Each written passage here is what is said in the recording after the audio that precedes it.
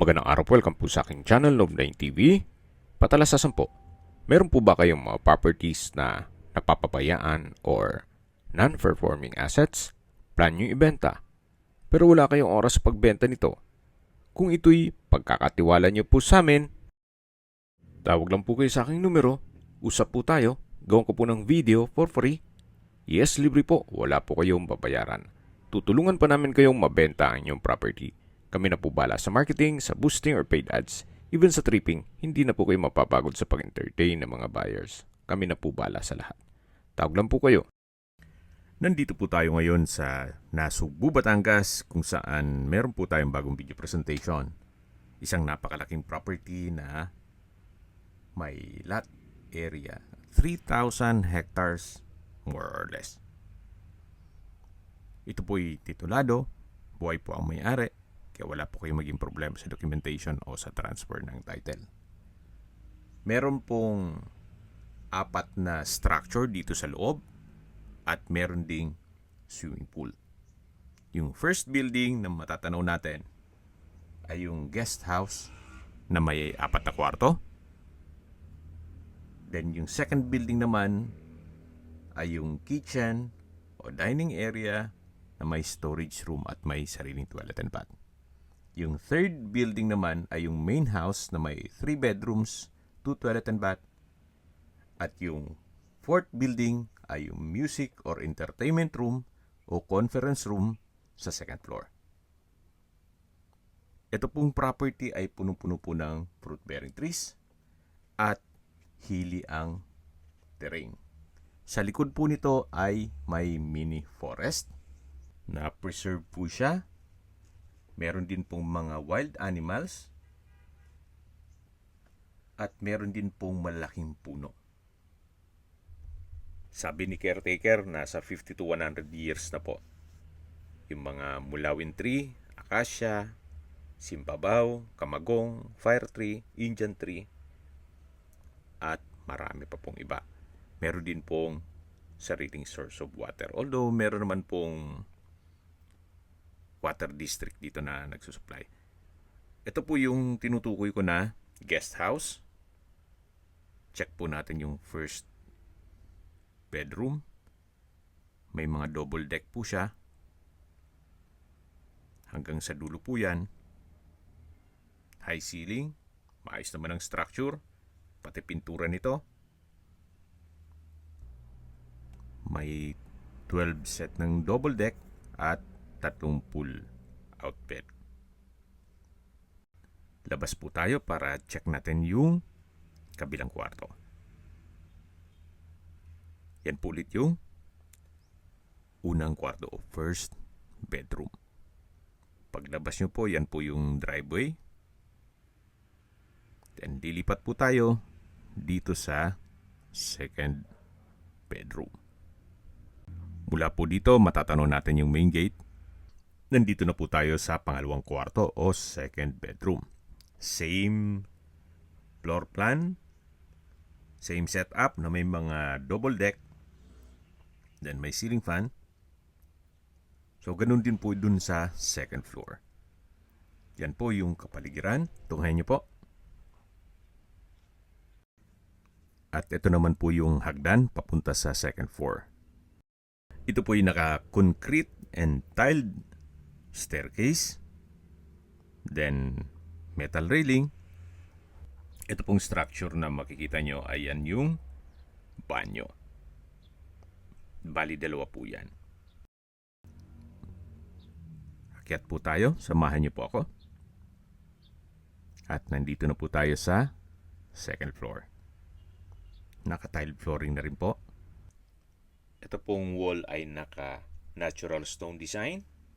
At nandito na po tayo sa third bedroom. Roof type po siya. Yan po yung hagdan papunta sa taas. Yan yung open below at meron pong ceiling fan. Same design din po. May mga double deck. Mga 3 po yan. Then may pull-out bed. Then sa dulo po ay may sliding window glass. Meron din pong under stair storage. Ito pong hagdan ay naka-wooden staircase, metal handrail at railing. Check natin dito sa taas. Dito naman po ay malaki din ang espasyo. Siguro kahit 6 na guest, pwede po dito. Yan po yung open below. Then meron din pong glass wall and window. At bababa na po tayo para check natin yung ibang parte nitong guest house. Reason for selling pala, well, hindi na po maasikaso ni owner. Masyadong busy na siya sa negosyo. Kaya ibebenta niya na lang po ito. Tunghayan niyo po ulit itong third bedroom. Ito po ay loft type or may mezzanine. Labas na po tayo. Dito naman po sa kabilang side ay yung fourth bedroom o apat na kwarto. Hanggang dito po ay naka-natural stone design itong wall. At nandito na po tayo. Ito ay naka-wooden door. Same design nung third bedroom. May mezzanine o roof type. Then, meron din pong mga double deck. Then, pull-out bed. At sa dulo naman yung glass window. Yan po yung katabi nitong building o guest house. Yan naman yung driveway papunta sa main house. Then meron pong pwedeng gawing activity area. Doon po sa tinutukoy ko na mga 2.8 hectares na mini forest ay meron din pong pathways. Hindi lang natin mapuntahan ang ngayon at umuulan, medyo madulas ang daan. Pero upon tripping, check po natin. At hindi ko po nabanggit kanina yung mga fruit-bearing trees na gaya ng mangga, kalamansi, dwarf coconut, sampalok, bayabas, at marami pa pong iba. Yung kalamansi po pala ay nasa 200 trees. Ito po yung tinutukoy ko na banyo. At dun po sa side ng mini forest ay meron din pong baboy ramo at yung iba pang mga wild animals. Mula po highway, ito po ay inner lot, kaya napakatahimik po ng lugar. Well, given na sariwa ang hangin, sa dami nitong puno, at sa klima naman po, medyo elevated po itong area. Hilly, kaya malamig din po ang klima. Especially pag bare months. Ito na po yung driveway at matatanaw na natin ang second building o structure na kung saan dito po yung kusina, dining area, at meron din pong storage room. Meron din pong natural stone design itong wall. Sa structure po, wala naman kayong ipapagawa. Well, sa dulo po nito ay yung ceiling, di na ganun kaganda. Yun po ang paparepair ninyo. Ganun din po dun sa dirty kitchen. Pero minor na lang po yan. Dito po sa unahan ay meron pong ilang steps na hagdan. Yan po yung isa sa pintuan. At dito naman po yung dining area. High ceiling, open concept lang po ito. Then may tables and chairs. Well, I don't know kung isasama yan. Pero malamang aanhin pa naman nila yan. Pwede na naman nating i-negotiate if ever na kailangan ninyo. Naka-tile flooring na rin po yan. At meron din po itong toilet and bath. May urinal, hand wash basin, tiled bathroom wall.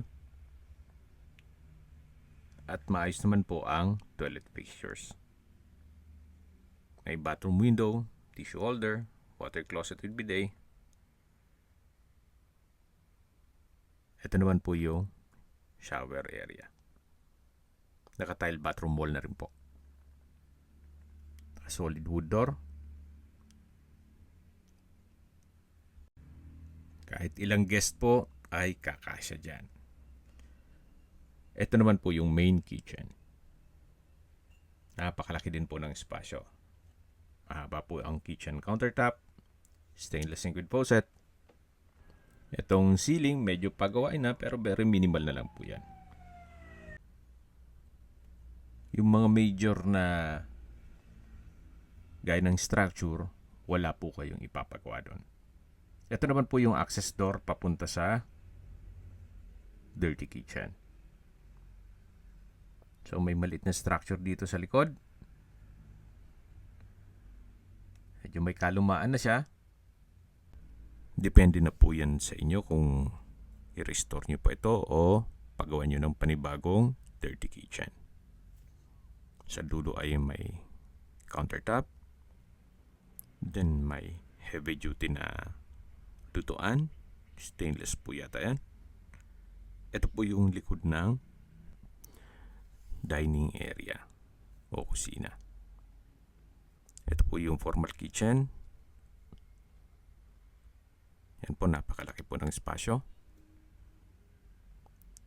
Dito naman sa side yung toilet and bath. Labas na po tayo. Mula dito matatanaw yung main house. At dito naman yung storage.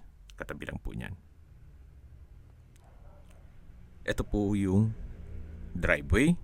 At dito naman may trellis na pwedeng gawing hangout area. May mga natural stone design din po siya. At balik po tayo dito sa may driveway. Ito po yung main house. Pero bago check natin yan, check natin yung activity area na kung saan meron pong hagdan pababa. Then may railing na rin po siya. Ito po yung tinutukoy ko na activity area. Parang rotonda po yan. Sa gilid yan ay yung driveway. Paikot dito sa area na to. Dito po ay may malaking puno. At yan po ulit yung driveway. Ito naman po yung palabas sa main gate. Mula po sa highway, meron pong right of way. Gawa ng inner lot po ito. Ito naman po yung daan na papunta naman sa kabana na malapit po sa swimming pool. At meron pong hagdan dito. Yan, matatanaw na natin yung kabana o hangout area na may fish pond. Nasa elevated area din po ito. Ito naman yung tinutukoy ko na fish pond. Well, wala yatang isda. At dito naman po yung way papunta sa swimming pool. Ito po yung slide. Then ito naman yung hagdan. Hindi naman siya kalakihan itong swimming pool. Kaya hindi naman ganun kalaki ang magiging maintenance nyo nito. Sabi po nung caretaker, working naman daw po yung pump and filtration. Nilagyan po din na lang net para yung dahon hindi na direktang malalaglag dyan. Yun po yung main house at yung sa kabila naman yung conference room. Sa mga nag-skip po ng video, summarize ko lang po. Ito pong property ay nasa Nasugbu, Batangas. May total lot area na 3 hectares. Ito'y titulado, buhay po ang may-ari. At yung 70% nitong property ay preserve mini forest na punong-puno po ng mga malaking kahoy at may ilang mga wild animals. Mula po sa highway, ito po'y inner lot. Pero meron pong right of way. Meron pong 4 na structure dito sa loob ng property. May guest house, may kitchen, main house, at conference room. Then meron din pong swimming pool.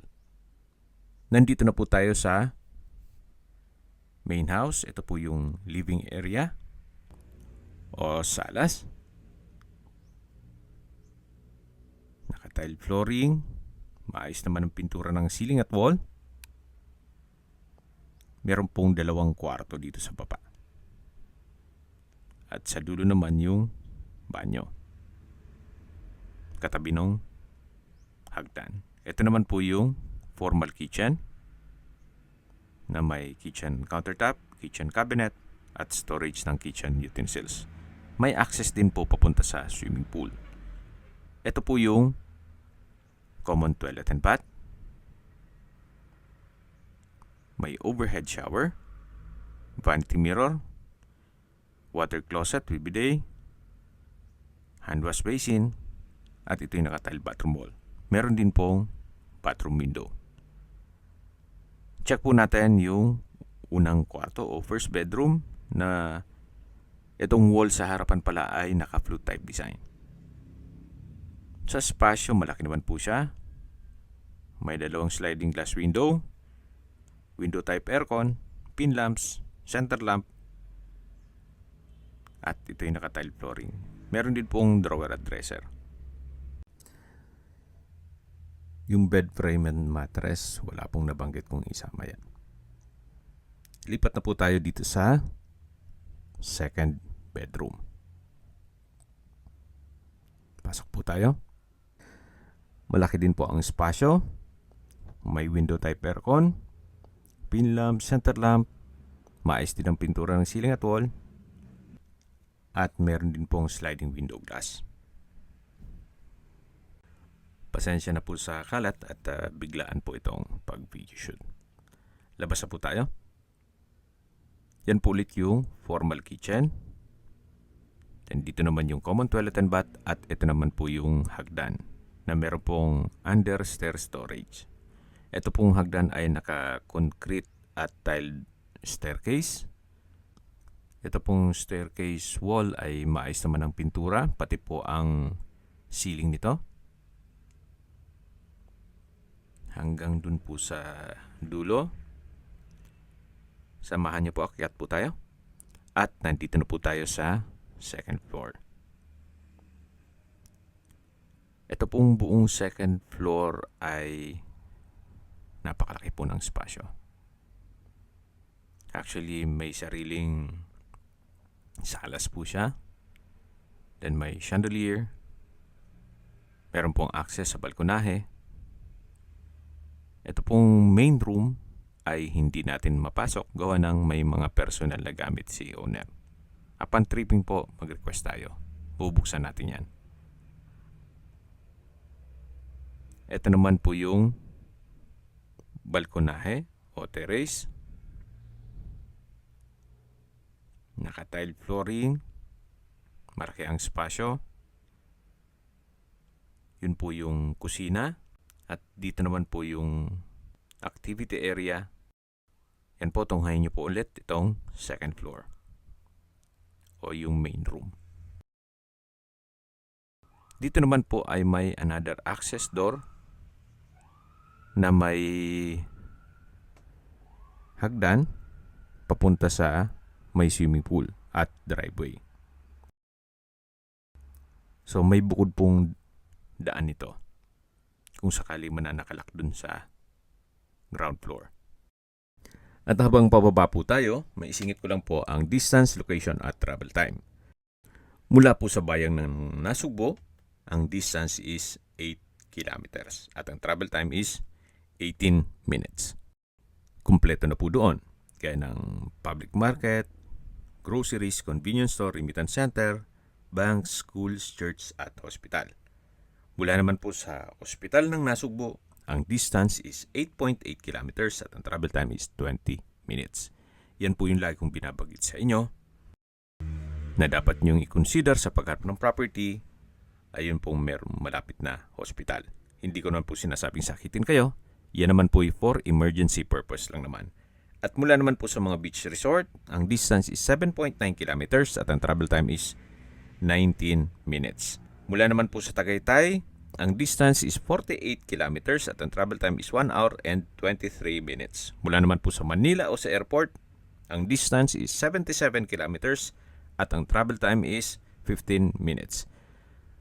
Nadaanan na po natin yung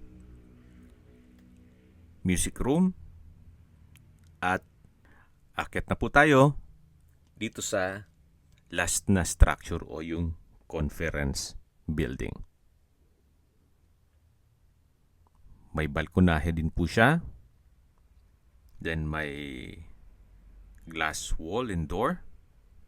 Malaki din ang espasyo. May customized steel window.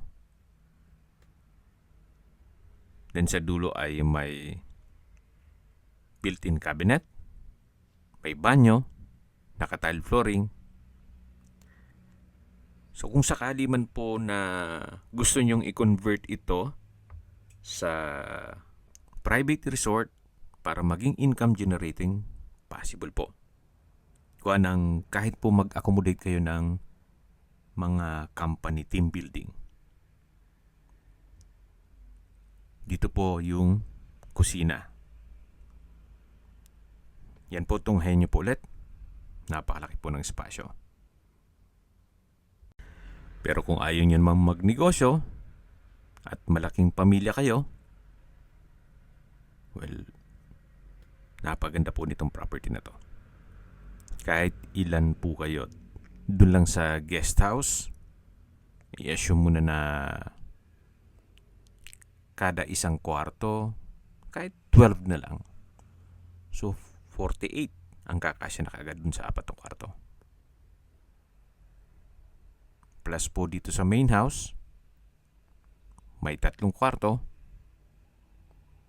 Then dito naman sa conference building, pwede nyo rin i-convert ito sa mga rooms.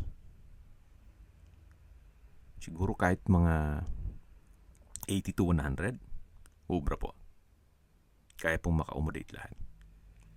Ito po yung music area. Yan po yung pwedeng mag-video, okay? At yan po ulit yung main house. Ito naman yung swimming pool. Okay, sa presyo na po tayo. Binibenta po ito ni owner sa halagang 59 million pesos. Hindi na po may iwasan ng mga komentong sobrang mahal. Okay. Ang bentahan po ng lupa dito ay nasa 2,000 or 2,500 per square meter. Assuming na doon na tayo sa pinakamababang presyo.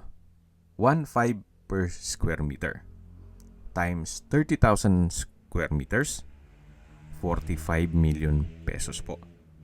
Presyo ng lupa pa lang yun. Kung pagmamasdan mo naman tong mga structure, sabihin na natin ang magiging value niya is 15 million pesos. Kasi luma na rin. Well, for me, fair deal na rin po. Anyway, depende pa rin yan sa inyong assessment kung sakali man na mapuntahan nyo ito personally. Pero para sa akin, good deal na rin po. Para sa isang 30,000 square meters o 3 hectares na meron ng 4 na building, yung guest house, yung kitchen, main house, conference o entertainment building, at may swimming pool. Lahat pong buildings naman ay livable. Kung meron mang papagawa, ay yung pinakita ko sa inyo, yung ceiling dun sa may kusina.